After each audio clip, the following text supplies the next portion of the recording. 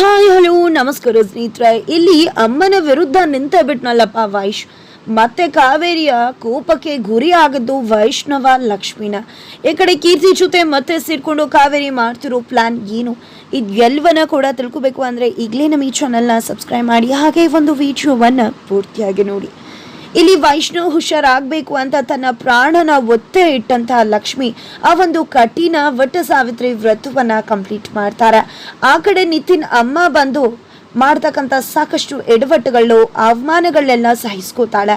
ಈ ಕಡೆ ಕೀರ್ತಿ ಬಂದು ನಾನು ವ್ರತ ಮಾಡ್ತೀನಿ ಅಂತ ಹೇಳಿ ಅಲ್ಲಿ ಒಂದು ಸೀನ್ ಕ್ರಿಯೇಟ್ ಮಾಡಿ ಅಲ್ಲಿ ಒಂದು ಮಾಡಿದಂಥ ಸಿಚುವೇಶನ್ನ ಕೂಡ ಲಕ್ಷ್ಮಿ ಹ್ಯಾಂಡಲ್ ಮಾಡ್ತಾಳೆ. ಇದೆಲ್ಲವನ್ನ ಮೀರಿ ವ್ರತವನ್ನ ಕಂಪ್ಲೀಟ್ ಮಾಡಿದಂಥ ಲಕ್ಷ್ಮಿ ಫೈನಲಿ ಅಪಾಯಕ್ಕೂ ಕೂಡ ಸಿಕ್ಕಾಕೋತಾಳೆ. ಈ ಕಡೆ ನದಿ ಕಲ್ಯಾಣಿ ಮುಂದೆ ನಿಂತು ಆ ಒಂದು ವಸ್ತುಗಳನ್ನ ಬಿಟ್ಟು ಬರಬೇಕಿದ್ರೆ ನಿತಿನ್ ಅಮ್ಮ ಲಕ್ಷ್ಮಿನ ನೀರು ಒಳಗಡೆ ತಳ್ಳಿಬಿಡ್ತಾರೆ. ತಳ್ಳಿದ್ದೆ ನನ್ನ ಮಗನ್ನ ಜೈಲಿಂದ ಕರ್ಕೊಂಡು ಬರೋಕೆ ಬಿಡಲ್ಲ ಅಲ್ಲ, ನೀನು ಹಠ ಮಾಡ್ತಿದ್ಯಾ, ನನ್ನ ಮಗ ಜೈಲಲ್ಲಿರಬೇಕು, ನೆಮ್ಮದಿಯಾಗಿರಬಾರ್ದು, ಆದರೆ ನೀನು ಮಾತ್ರ ಆರಾಮಾಗಿ ನಿನ್ನ ಗಂಡನ ಜೊತೆ ಬದುಕಿಸ್ಕೊಂಡಿರ್ಬೋದಾ? ಅದು ಹೇಗೆ ನಿನ್ನ ಗಂಡನ ಹತ್ರ ಹೋಗ್ತೀಯ ಜೀವಂತವಾಗಿ ನಾನು ನೋಡ್ತೀನಿ, ಇವತ್ತೇ ನಿನ್ನ ಕೊನೆ ದಿನ, ಇವತ್ತು ನೀನು ಸತ್ತು ಹೋಗ್ತೀಯ ಅಂತ ಹೇಳಿ ಅಲ್ಲಿಂದ ಹೊರಟ್ಬಿಡ್ತಾರೆ. ಈ ಕಡೆ ನೀರಲ್ಲಿ ಮುಳುಗ್ತಿದ್ದಾಳೆ ಬಿಕಾಸ್ ಅವಳಿಗೆ ಸ್ವಿಮ್ಮಿಂಗ್ ಕೂಡ ಬರುವುದಿಲ್ಲ. ಅಷ್ಟರಲ್ಲಿ ಈ ಕಡೆ ಸುಪ್ರೀತ್ ಅವ್ರು ಬರ್ತಾರೆ, ಎಲ್ಲಿ ಇಷ್ಟೊತ್ತಾದರೂ ಬರಲಿಲ್ವಲ್ಲ ಅಂತ. ತಕ್ಷಣ ಕಲ್ಯಾಣಿನಿ ಮುಳುಗ್ತಿರ್ತಕ್ಕಂಥ ಲಕ್ಷ್ಮಿನ ನೋಡಿ ಗಾಬರಿಯಾಗಿ ಕಿರುಚ್ತಿದ್ದಾರೆ. ನಂತರ ಈ ಕಡೆ ಎಲ್ರಿಗೂ ಕೂಡ ಲಕ್ಷ್ಮಿಗೆ ಈ ರೀತಿ ಅಪಘಾತ ಸಂಭವಿಸಿದೆ ಅನ್ನೋದು ಗೊತ್ತಾಗತ್ತೆ. ತಕ್ಷಣ ಗಾಬರಿ ಆಗ್ತಾರೆ.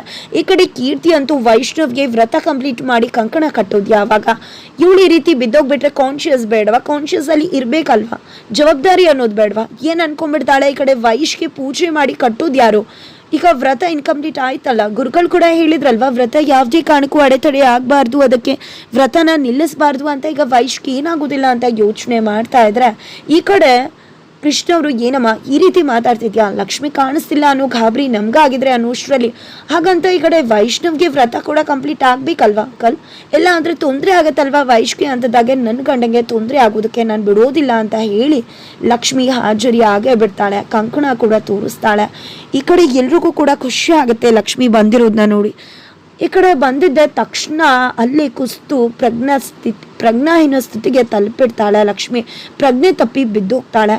ಎಲ್ಲರೂ ಕೂಡ ಹೋಗ್ತಾರೆ. ಈ ಕಡೆ ಲಕ್ಷ್ಮಿ ನೀರು ಒಳಗಡೆ ಬಿದ್ದು ಒದ್ದಾಡ್ತಾ ಇದ್ಲು. ಹೇಗೆ ಏನು ಅಂತ ಗೊತ್ತಿಲ್ಲ, ನಾನು ಹೋಗಿ ನೋಡ್ದೆ. ಅಷ್ಟರಲ್ಲಿ ಅವಳು ಒದ್ದಾಡೋದನ್ನ ನೋಡಿ ಹಾಗೆ ಅವಳನ್ನ ಎಳ್ಕೊಂಡು ಕರ್ಕೊಂಡು ಬಂದೆ. ನೀರು ಸ್ವಲ್ಪ ಕುಡಿದು ಬಿಟ್ಟಿದ್ದಾಳೆ ಅಂತ ಹೇಳ್ತಿದ್ದಾರೆ. ಅವಳ ಸ್ಥಿತಿ ತುಂಬಾ ಕ್ರಿಟಿಕಲ್ ಆಗಿದೆ, ಬಿಕಾಸ್ ಹುಷಾರು ಕೂಡ ಇಲ್ಲ. ಅಂಥದ್ರಲ್ಲೂ ಕೂಡ ನಾನು ಹೋಗಲೇಬೇಕು, ಬರಲೇಬೇಕು, ನನ್ನ ಗಂಡಂಗೆ ಈ ಒಂದು ಕಂಕಣನ ಕಟ್ಟಲೇಬೇಕು ಅಂತ ಹೇಳಿ ಅಂತ ಕಷ್ಟದ ಪರಿಸ್ಥಿತಿಲೂ ಬಂದು ಈಗ ಆಗದೆ ಕೆಳಗಡೆ ಬಿದ್ದೋಗಿದ್ದಾಳೆ ಅಂತ ಹೇಳ್ತಿದ್ದಾರೆ. ಅಷ್ಟರಲ್ಲಿ ಈ ಕಡೆ ಅವಳಿಗೂ ಕೂಡ ಎಚ್ಚರ ಮಾಡ್ತಿದ್ದಾರೆ. ನಂತರ ಆ ಕಡೆ ಕೀರ್ತಿ ಕಂಕಣ ಕಟ್ಟಲೇಬೇಕಲ್ವಾ, ಯಾರು ಕಟ್ಟಿದ್ರೇನು ಅಂತ ಅನ್ಕೊಂಡು ಲಕ್ಷ್ಮಿ ಕೈಲಿರೋ ಕಂಕಣನ ತಗೊಂಡು ವೈಷ್ಣವ್ ಹತ್ರ ಹೋಗ್ತಾಳೆ. ಇನ್ನೇನು ಕಟ್ಟಬೇಕು ಅಷ್ಟರಲ್ಲಿ ಈ ಕಡೆ ಕಾವೇರಿಯವರು ಅಲ್ಲಿ ಹೋಗಿ ಅದನ್ನ ತಡಿತಾರೆ. ನಂತರ ಈ ಕಡೆ ಲಕ್ಷ್ಮಿಗೂ ಕೂಡ ಎಚ್ಚರ ಆಗತ್ತೆ, ತನ್ನ ಗಂಡನ ಕಂಕಣ ಕಟ್ಟಬೇಕು ಅಂತ ಕಂಕಣ ನೋಡ್ತಾಳೆ. ಕಂಕಣ ಕಾಣಿಸ್ತಿಲ್ಲ. ಕಂಕಣ ಎಲ್ಲಿ, ನನ್ನ ಕಂಕಣನ ಕೈಯಲ್ಲಿ ಇಟ್ಕೊಂಡೇ ಬಂದೆ, ನಂಗೆ ತುಂಬಾ ಚೆನ್ನಾಗಿ ನೆನಪಿದೆ ಅಂತ ಹೇಳ್ತಿದ್ರೆ ಈ ಕಡೆ ಎಲ್ಲೂ ಕಾಣಿಸ್ತಿಲ್ಲ. ಅಂದ್ರೆ ಕೀರ್ತಿ ಕೂಡ ಎಲ್ಲೂ ಕಾಣಿಸ್ತಿಲ್ಲ. ಅವಳೇ ಕಂಕಣನ ತಗೊಂಡು ಹೋಗಿದ್ದಾಳೆ ಅನ್ಸುತ್ತೆ. ಅವಳು ಇಂಥದ್ದೇ ಎಡವಟ್ ಕೆಲಸ ಮಾಡುವುದು ಅಂತ ಹೇಳ್ತಿದ್ರೆ ಈ ಕಡೆ ಲಕ್ಷ್ಮಿ ವಾರ್ಡ್ ಹತ್ರ ಹೋಗ್ತಿದ್ದಾಳೆ. ಅಷ್ಟರಲ್ಲಿ ಈ ಕಡೆ ಕೀರ್ತಿನ ಎಳ್ಕೊಂಡು ಕರ್ಕೊಂಡು ಬರ್ತಾರೆ ಕಾವೇರಿಯವರು. ಏನ್ ಆಂಟಿ ಈ ಒಂದು ಕಂಕಣನ ಕಟ್ಟಿದ್ರೆ ಯಾರು ಏನಂತ, ಕಂಕಣ ಕಟ್ಟಬೇಕು ತಾನೆ ಅಂದಾಗ, ಯಾಕಮ್ಮ ನಿಂಗೆ ಅರ್ಥ ಆಗ್ತಿಲ್ಲ, ಎಸ್ ಸತಿ ಹೇಳೋದು ಕೀರ್ತಿ ನಿನ್ಗೆ ಅಂತ ಹೇಳ್ತಿದ್ರೆ ಏನಂಟಿ ಅನ್ಕೊಂಡ್ಬಿಡಿದ್ರೆ ತುಂಬಾ ಜೋರು ಮಾಡಿ ಮಾತಾಡ್ತಿದ್ರ. ನನ್ನ ಲೈಫ್ನೇ ಸ್ಪಾಯ್ಲ್ ಮಾಡ್ಕೊಂಡಿದ್ದೀನಿ ನಾನು ವೈಷ್ಣವ್ಗೋಸ್ಕರ. ವೈಷ್ಣವ್ ಜೀವಂತವಾಗಿರ್ಬೇಕು, ಅವ್ನು ನನ್ನ ವೈಶ್ ಅಂತ ಹೇಳ್ತಿದ್ರೆ ಈ ವ್ರತನ ಕಂಪ್ಲೀಟ್ ಮಾಡಿದ್ದು ಲಕ್ಷ್ಮಿ ಆದ್ಮೇಲೆ ಈ ಕಂಕಣನ ಕಟ್ಟಬೇಕಾಗಿರೋದು ಲಕ್ಷ್ಮಿನೇ, ನೀನಲ್ಲ ಅವನ ಹೆಂಡತಿ ಅಂತಿದ್ರೆ ಏನು, ನಾನೇ ಅವ್ನ ಜೀವನ ಪರ್ಯಂತ ಇರೋದು, ಅವಳಲ್ಲ ಅವನ ಹೆಂಡತಿ, ನಾನು ಅವನ ಹೆಂಡತಿ ಅಂತಿದ್ರೆ ಯಾಕಮ್ಮ ನಿನ್ಗೆ ಅರ್ಥ ಆಗ್ತಿಲ್ಲ, ಏನು ಅನ್ಕೊಂಡಿದ್ಯಾ ನೀನು? ಇಷ್ಟು ದಿನ ನೀನು ಆಡ್ದಾಗೆಲ್ಲ ಸುಮ್ಮನೆ ಇದ್ದೀನಿ ಅಂದ ಮಾತ್ರಕ್ಕೆ ಇದನ್ನೇ ನೀನು ಮಾಡಿದನ್ನೆಲ್ಲ ಸಹಿಸ್ಕೋತೀನಿ ಅಂತಲ್ಲ ಕೀರ್ತಿ, ಇದನ್ನ ಕಟ್ಟಬೇಕಾಗಿರೋದು ಲಕ್ಷ್ಮಿನೇ ಹೊರತು ನೀನಲ್ಲ ಅಂತ ಹೇಳ್ತಿದ್ದಾರೆ. ಈ ಕಡೆ ಇಬ್ಬರ ನಡುವೆ ಮಾತಿನ ಚುಕಮಕಿ ನಡೀತಾನೆ ಇದೆ. ಅಷ್ಟರಲ್ಲಿ ಲಕ್ಷ್ಮಿ ಬರ್ತಾರೆ. ಲಕ್ಷ್ಮಿ ನೋಡ್ತಿದ್ದಾಗೆ ಶಾಕ್ ಆಗ್ತಾರೆ. ಈ ಕಡೆ ಅತ್ತೆ ನಿಮ್ಮ ಕೈಲಿ ಕಂಕಣ ಅಂದಾಗ, ಅದು ಅಮ್ಮ ನಾನೇ ನಿಂದು ತಲೆ ಸುತ್ತಿ ಬಿದ್ದಾಗ ಕೆಳಗಡೆ ಕಂಕಣ ಟಚ್ ಆಗಬಾರ್ದು ಅಂತ ನಾನೇ ನನ್ನ ಕೈಯಲ್ಲಿ ಇಟ್ಕೊಂಡೆ, ನಿನ್ನ ಹತ್ರನೇ ಕೊಡೋಣ ಅಂತ ಬರ್ತಿದ್ದೆ ಅಂತ ಹೇಳ್ತಾರೆ. ಈ ಕಡೆ ಸುಪ್ರೀತ್ ಅವ್ರಿಗೆ ಗೊತ್ತಾಗ್ಬಿಡತ್ತೆ ಇದು ಎಲ್ಲವೂ ಕೂಡ ಏನೋ ಆಗ್ತಿದೆ, ನಾನು ಅನ್ಕೊಂಡಾಗೆ ಕೀರ್ತಿನೇ ಕಂಕಣ ಕಟ್ಟೋಕೆ ಬಂದಿದ್ಲು ಅಂತ. ನಂತರ ಈ ಕಡೆ ಒಳಗಡೆ ಹೋಗ್ತಾಳೆ ಲಕ್ಷ್ಮಿನ ಇಟ್ಕೊಂಡು ಹೋಗ್ತಾರೆ. ಈ ಕಡೆ ಕಾವೇರಿಯವರೇ ನಂತರ ಲಕ್ಷ್ಮಿ ಕೈಯಿಂದ ತನ್ನ ಪುಟ್ಟಂಗೆ ಕಂಕಣ ಕಟ್ಟಿಸ್ತಾರೆ.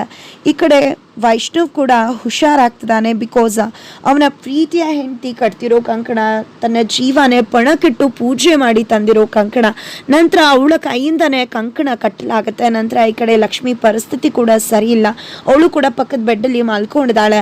ಈ ಕಡೆ ಸುಪ್ರೀತ್ ಅವರು, ನೋಡಮ್ಮ ಈಗಲಾದ್ರೂ ಗೊತ್ತಾಯ್ತಾ ಯಾರನ್ನ ಹತ್ರ ಬಿಟ್ಕೋಬೇಕು, ಕೆಲವೊಂದು ಜನನ ತುಂಬಾನೇ ಹತ್ರ ಬಿಟ್ಕೋಬಾರ್ದು, ಯಾರನ್ನ ಎಲ್ಲೆಲ್ಲಿ ಇಟ್ಟಿರ್ಬೇಕು ಅಲ್ಲಲ್ಲಿ ಇಟ್ಟಿರೋದನ್ನ ಇನ್ನು ಮುಂದೆನಾದ್ರೂ ಕಲ್ತ್ಕೊ, ಈಗಲಾದ್ರೂ ಗೊತ್ತಾಯ್ತಲ್ವ ಇವತ್ತು ಏನೇನೆಲ್ಲ ಆಯ್ತು ನೀನು ಕೊಟ್ಟಿರೋ ಸಲಿಗೆಯಿಂದ ಅಂತ ಹೇಳ್ತಿದ್ದಾರೆ. ಹ್ಞೂ ಅತ್ತೆ ಅಂತ ಹೇಳ್ತಿದ್ರೆ ಈ ಕಡೆ ಕಾವೇರಿ ಅವ್ರು ಕೂಡ ಅಲ್ಲೇ ಕೂತ್ಕೊಂಡಿದ್ದಾರೆ. ನಂತರ ಈ ಕಡೆ ಮನೆ ಕರ್ಕೊಂಡು ಬರ್ತಿದ್ದಾರೆ ವೈಷ್ಣವ್ನ. ಬಿಕಾಸ್ ವೈಷ್ಣವ್ ಹುಷಾರಾಗಿದ್ದಾರೆ. ಈ ಕಡೆ ಮನೇಲಿ ಆರತಿ ತೆಗೆದು ಒಳಗಡೆ ಕರ್ಕೋತಿದ್ದಾರೆ ಮೊಮ್ಮಗನೇ. ನೀನು ನೋಡಿ ತುಂಬಾನೇ ಖುಷಿ ಆಯಿತು, ಜೀವನೇ ಬಾಯಿಗೆ ಬಂದ್ಬಿಟ್ಟಿತ್ತು, ನಿನ್ನ ನೋಡಬೇಕು ಅನಿಸತ್ತು, ಕೊನೆಗೂ ನೀನು ಹುಷಾರಾಗಿ ಬಂದೆ ಅಲ್ವಾ ಅಂತ ಹೇಳ್ತಿದ್ದಾರೆ. ಇದಕ್ಕೆಲ್ಲ ಕಾರಣ ಲಕ್ಷ್ಮಿ ಅಂತ ಎಲ್ಲರೂ ಕೂಡ ಸೇರಿಕೊಂಡು ಲಕ್ಷ್ಮಿನ ಹೊಗಳುತ್ತಿದ್ದಾರೆ. ಆ ಕಡೆ ಅಂಕಿತ್ನ ವಿಧಿ ಪೂಸಿ ಮಾಡೋಕೆ ಬಂದಿದ್ದಾರೆ. ನಾನು ನೀನು ಜೊತೆಯಾಗಿ ಬೆಳೆದವರು, ಒಂದೇ ಏಜು, ಇಬ್ರು ಕೂಡ ಪರಸ್ಪರ ಅರ್ಥ ಮಾಡ್ಕೋಬೇಕು, ಏನೇ ಇದ್ರೂ ಕ್ಲಾಶ್ ಮಾಡ್ಕೋಬಾರ್ದು ಅಂತ ಎಲ್ಲ ಹೇಳ್ತಿದ್ರೆ ನನಗೂ ಕೂಡ ನಿನ್ನ ಜೊತೆ ಕ್ಲಾಶ್ ಮಾಡ್ಕೊಳ್ಳೋಕೆ ಇಷ್ಟ ಇಲ್ಲ. ನೀನು ಕೂಡ ಸರಿಯಾಗೆ ಹೇಳಿದೆ, ನಾವಿಬ್ರು ಜೊತೆಗೆ ಬೆಳೆದಿರೋರು ಅಂದಮೇಲೆ ಈ ಸಣ್ಣ ಪುಟ್ಟದೆಲ್ಲ ಮರಿಬೇಕಾಗತ್ತಾ.